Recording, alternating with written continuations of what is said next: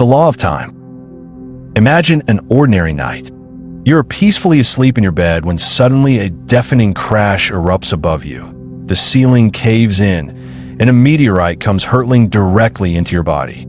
It sounds like something out of science fiction, considering the odds of such an event are roughly 1 in 700 million. And yet, this exact thing happened in the United States in 1954 to a woman named Anne.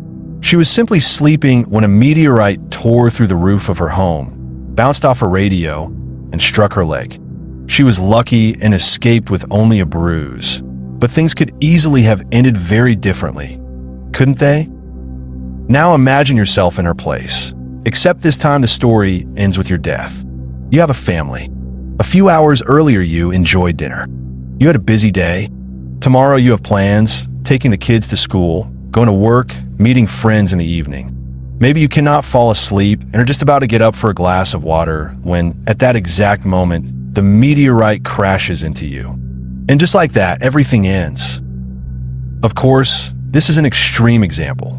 In ordinary life, things are usually simpler: a stroke, a heart attack, a violent robbery, domestic violence, an accident, countless other possibilities. But the point of this thought experiment is simply to make you understand something clearly. You never know how much time you have left. And one more question. Do you ever use the phrase killing time? If you do, then it is time to become acquainted with the law of time, which states, you never know how much time you have in order to waste it carelessly. When do people usually try to kill time? When they are bored between one event and another.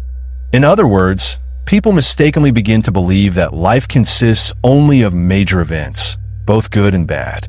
Those are the moments placed on calendars. Those are the memories that bring joy or horror years later. But let us be honest. If you gathered all those major moments together on a timeline, they would probably make up no more than 10% of your life. So where did the other 90% go? The other 90% is your real life. Unlike rare dramatic moments, it exists every minute of every day. And it is precisely that life people try to destroy whenever boredom appears.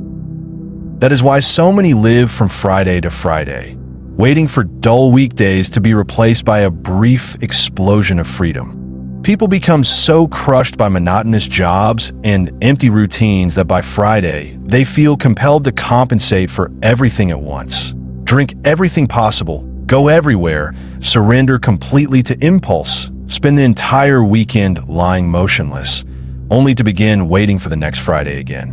But something is deeply wrong if Friday is the only day you truly love. Life is also the other 6 days of the week.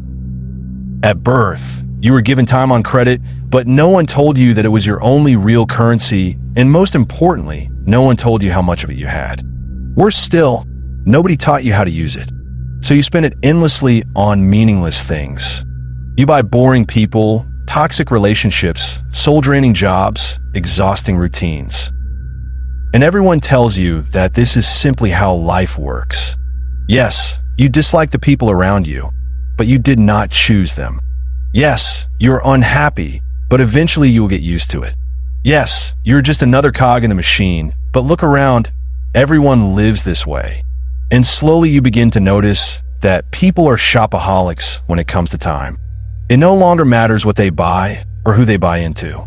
The process itself becomes the addiction. Everyone behaves as though their accounts are infinite. But then one person goes bankrupt, then another. As you grow older, you begin realizing how many people around you have already lost everything. They vanish together with the lives they once inhabited. And eventually you begin to wonder, what if tomorrow the account closes forever? What valuable thing did I actually purchase? What did I invest my life into? And suddenly you realize there's almost nothing of real value there at all. You spend an enormous fortune without ever learning how much remained. You may ask the great banker such questions, but he never answers and never has. Yet the bill always arrives for everyone eventually.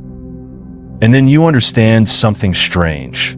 Hoarding your coins was pointless because the account was always going to empty itself anyway. The only thing that truly matters is whether you regret how you spent them by the time the great banker sends the collector. Usually this realization breaks something inside a person. Not immediately, but from that moment on, ordinary life begins to feel different. You start noticing how the minutes of your existence disappear forever while you watch another meaningless video you will forget 30 seconds later.